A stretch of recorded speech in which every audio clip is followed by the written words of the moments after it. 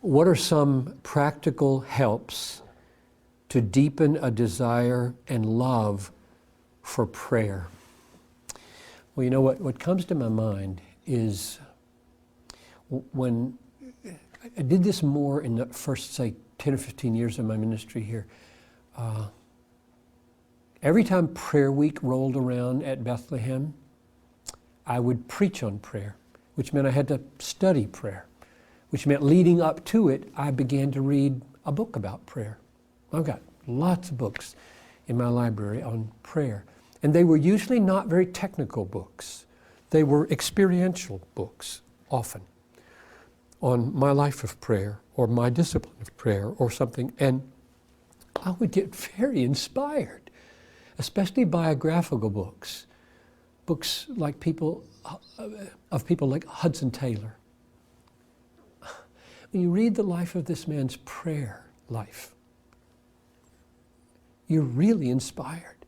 So my advice would be, what are some practical helps to deepen a desire and love for prayer would be, read the stories of great saints who have prayed well. Be inspired by them. And second, do what the Bible does, and that is pray into the Word, pray over the Word. It's very hard for anybody to spend an hour in prayer without the Bible as the basis of their prayer. The mind just wanders too much. It's so hard.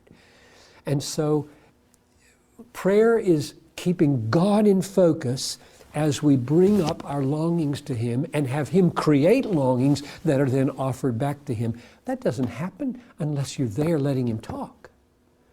And so we open our Bibles, we get on our knees, and we begin to read, turning what we read into prayer as we go.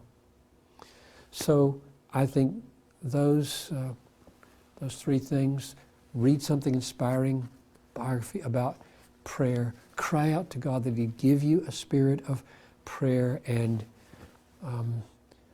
pray over the Word of God. Maybe one last thing. Be in a group of praying people.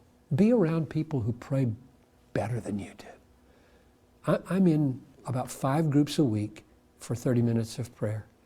All they do is pray. They don't talk about the Bible, they just pray. And those are powerful times to me. They help me pray.